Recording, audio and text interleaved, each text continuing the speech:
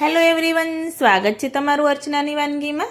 તો આજે હું અહીંયા ઉનાળાની ગરમીમાં ઠંડી ઠંડી ખાવાની મજા પડે તેવી અને નાનાથી લઈ મોટાને બધાને ભાવતી અને અલગ અલગ ફ્રૂટની હું અહીંયા નેચરલ સ્વાદ સાથે પેપ્સી બનાવીશ। તો મારા માનવ માહિર રોજ અલગ અલગ ફ્લેવરની બહારથી પેપ્સી લાવીને ખાતા હતા। તો મેં જોયું તો મને વિચાર આવ્યો કે આ બહારથી લાવીને ખાય છે અને બીમાર પડશે, એના કરતાં હું અહીંયા એમને ફ્રૂટમાંથી નેચરલ સ્વાદ સાથે પેપ્સી બનાવું અને સાથે એની રેસીપી પણ તમારી સાથે શેર કરું। જો તમને મારો વિડીયો પસંદ આવે તો સ્કીપ કર્યા વગર એન્ડ સુધી જોતા રહેજો। તો મેં તમને કહ્યું કે આપણે નેચરલ સ્વાદ સાથે ફ્રૂટની પેપ્સી બનાવીશું। તો એના માટે મેં અહીંયા તરબૂચ લઈ લીધું છે, એકદમ મીઠું અને લાલ જેવું આપણે તરબૂચ પસંદ કરવાનું। જે રીતે તમારે પેપ્સી બનાવવી હોય એ રીતે તમે કોઈ પણ ફ્રૂટનું માપ લઈ શકો છો। તો બધું તરબૂચ આપણે મિક્સર જારમાં એડ કરી દઈશું। 2 ટેબલસ્પૂન અંદર આપણે ખાંડ એડ કરી દઈશું। ખાંડ એડ કરવાથી પેપ્સીનો ટેસ્ટ એકદમ ચટપટો આવે છે। તો આપણે તરબૂચમાં થોડો બિયાનો ભાગ હોય છે એટલે મિક્સરને આપણે ચાલુ બંધ કરી સરસ એવું જ્યુસ નીકાળી રેડી કરી દઈશું। તો આ રીતે કાણાવાળા જારમાં આપણે જ્યુસને થોડું એવું ગાળી લેવાનું, એટલે ઉપર થોડો એવો કચરો હોય એ રહી જાય અને ચાલુ બંધ મિક્સર જાર કરશો એટલે બિયા જરાય પણ અંદર પીસાશે નહીં અને સરસ એવો જ્યુસ નીકળશે। આ રીતે મેં જ્યુસ નીકાળી દીધો છે। તો ચટપટો સ્વાદ લાવવા માટે ચપટી જેવો ચાટ મસાલો એડ કરીશું। 1 ટેબલસ્પૂન લીંબુનો રસ એડ કરી મિક્સ કરી દઈશું। લીંબુનો રસ અને ચાટ મસાલો એડ કરવાથી પેપ્સી આપણી એકદમ ખટમીઠી ચટપટી બનીને તૈયાર થશે। તો હવે બીજા ફ્લેવરમાં હું અહીંયા ગ્રીન કલરની દ્રાક્ષ લીધી છે, એટલે કે લીલા કલરની દ્રાક્ષ લઈ લીધી છે, એની આપણે પેપ્સી બનાવીશું। કાળા કલરની પણ દ્રાક્ષ આવે છે, એની પણ તમે બનાવી શકો છો। મારી પાસે આ દ્રાક્ષ પડી હતી એટલે મેં આની પેપ્સી બનાવવાની છું। દ્રાક્ષ મિક્સર જારમાં લઈ લઈશું, થોડી એવી ખાંડ અંદર એડ કરી દઈશું અને પાણી એડ કર્યા વગર આપણે મિક્સરને એકદમ પ્રોપર એવું ચલાવી અને પીસી દઈશું। તો આ રીતે જોઈ શકો છો કે મેં બધો સરસ એવો જ્યુસ નીકાળી દીધો છે। તો આને પણ ગાળી દઈશું એટલે ઉપર કૂચા જેવો ભાગ હોય એ બધો જ ઉપર રહી જાય। તો આને પણ ચટપટો સ્વાદ આપવા માટે થોડો એવો ચાટ મસાલો અંદર આપણે એડ કરી દઈશું। આમાં આપણે લીંબુનો રસ જરાય પણ એડ નથી કરવાનો, ઓલરેડી આપણી દ્રાક્ષ છે એ થોડી એવી ખટમીઠી હોય છે। મસાલો એડ કરી મિક્સ કરી બાઉલને સાઈડમાં રાખી દઈશું। હવે ત્રીજી છે એ હું અહીંયા ઓરેન્જ ફ્લેવરમાં પેપ્સી બનાવવાની છું, પરંતુ મારી પાસે ઓરેન્જ અવેલેબલ નહોતી, ઘરમાં નહોતી અને મેં અચાનક જ પેપ્સી બનાવવાનું નક્કી કર્યું।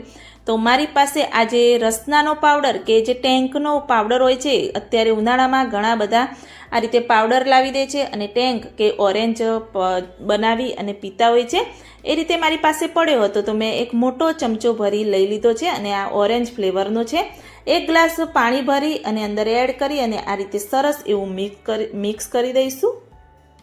જો તમારી પાસે ઓરેન્જ હોય તો તમે ઓરેન્જનો જ્યુસ નીકાળી ગાળી અને એમાં પણ થોડો એવો ચાટ મસાલો નાખી મિક્સ કરી અને એ પણ તમે બનાવી શકો છો। તો સરસ એવું મિક્સ થઈ ગયું છે, તો એને પણ સાઈડમાં રાખી દઈશું। પેપ્સી ભરવા માટે મેં અહીંયા આ રીતેની પેપ્સીની બેગ લઈ લીધી છે। માનવ માહિર વારંવાર પેપ્સી બહારથી લાવીને ખાતા હતા, તો એ જ બેગનો મેં અહીંયા ઉપયોગ કર્યો છે। તો એને આપણે રીયુઝ કરીશું। તો સરસ એવી ધોઈને મેં રેડી કરી દીધી છે। નીચે ગ્લાસ રાખી દેવાનો, અંદર આપણે જે પેપ્સીની બેગ રાખી અને ઉપર આ રીતે રાખી અને આપણે અંદર જ્યુસ ભરીશું એટલે ઢળે પણ નહીં અને એકદમ સરળતાથી આપણે એને ભરી શકીએ। જે ભરવા માટેનું છે એને સાદી ભાષામાં આપણે નાળચું પણ કહી શકીએ, કોઈ પ્લાસ્ટિકની દુકાનમાં પણ એ મળી શકે છે। તો એ જ રીતે બધી જ ફ્લેવરમાં આપણે એને ભરી દઈશું। જો તમારી સાથે આ રીતે ભરવાનું ના હોય તો દૂધની થેલી હોય એનો કોન આકારનો શેપ બનાવીને તમે એમાં રાખી અને પણ ભરી શકો છો। તો બધી જ ફ્લેવરની આ રીતે જે જ્યુસ બનાવ્યું છે બધી જ બેગમાં ભરી અને હું રેડી કરી દઈશ। તો આ રીતે બધી જ બેગ મેં ભરી અને રેડી કરી દીધી છે અને આ રીતે બેગને આપણે લઈ લેવાની અને એક બાજુ આ રીતે ફોલ્ડ કરી દેવાની। તો હું તમને બતાવું કે લોક આપણે આ બેગને કેવી રીતે કરવાનું। તો મેં આ રીતે એક ચાકુને થોડું એવું ગરમ કરી દીધું છે અને આ રીતે ફોલ્ડ કરી અને ઉપરથી ગરમ ચાકુ આ રીતે લગાવી હાથ વડે તમે આ રીતે પ્રેસ કરશો એટલે સરસ એવી આપણી જે પેપ્સીની બેગ છે એકદમ લોક થઈ જશે, જરાય પણ નીકળશે નહીં જ્યુસ અંદરથી। તો આ રીતે બધી જ બેગ આપણે લોક કરી અને પહેલાં તો રેડી કરી દઈશું। પેપ્સીની બેગને લોક કરવાની એકદમ ઘરેલું સરળ અને સિમ્પલ આ રીત છે અને સરસ એવું લોક પણ થાય છે। તમારી પાસે લોક કરવાનું મશીન હોય તો તમે એનાથી પણ આ રીતે બેગને લોક કરી શકો છો. તો આ રીતે બધી જ બેગો હું લોક કરી અને પહેલાં તો રેડી કરી દઈશ. તો તમે જોઈ શકો છો કે મેં બધી જ પેપ્સી સરસ એવી બનાવીને રંગબેરંગી રેડી કરી દીધી છે. તો જોઈને ખાવાનું મન થાય એવી આ પેપ્સીના કલરો અને બનીને પણ સરસ એવી તૈયાર થઈ છે. તો આ પેપ્સીને હું અહીંયા પૂરી રાત માટે ફ્રીઝરમાં રાખી દઈશ, એટલે સરસ એવી જામીને આપણી પેપ્સી તૈયાર થાય. તો પૂરી રાત માટે આપણે અંદર રાખી દઈશું. તો પૂરી રાત માટે મેં પેપ્સી ફ્રીઝરમાં રાખી હતી. તો હવે આપણે ચેક કરીશું. તો સરસ એવી આપણી પેપ્સી એકદમ કડક અને જામીને તૈયાર થઈ ગઈ છે અને કલર પણ એકદમ જોઈને ખાવાનું મન થાય એવી આપણી પેપ્સી બની છે. તો આ રીતે ફ્રૂટમાંથી તમે પણ એકવાર ચોક્કસથી ટ્રાય કરજો. ખૂબ જ એવી નેચરલ સ્વાદ અને ચટપટી એવી આપણી પેપ્સી બનીને તૈયાર થાય છે. તો હું તમને એકથી બે પેપ્સી આ રીતે કટ કરીને બતાવું. તો એકદમ સરળતાથી આ રીતે પેપ્સી નીકળી જાય છે અને સરસ એવો આપણો પેપ્સીનો ટેસ્ટ પણ આવે છે, કલર પણ સરસ એવો આવે છે. તો એ રીતે બીજી પેપ્સી પણ હું તમને વોટરમેલનની એટલે કે તરબૂચની બતાવી દઉં. તો એ પણ સરસ એવી આપણી પેપ્સી બની છે.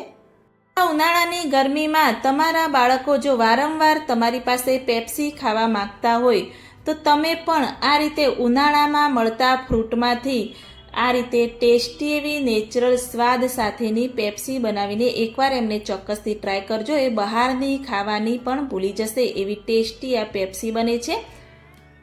અને મને કમેન્ટમાં જરૂરથી બતાવજો કે મારી આ રેસીપી તમને કેવી લાગી. જો સારી લાગી હોય તો મારી ચેનલને લાઇક, શેર, કમેન્ટ કરજો. મળીએ કોઈક નવા વિડીયો સાથે, નવી માહિતી સાથે. ત્યાં સુધી બાય.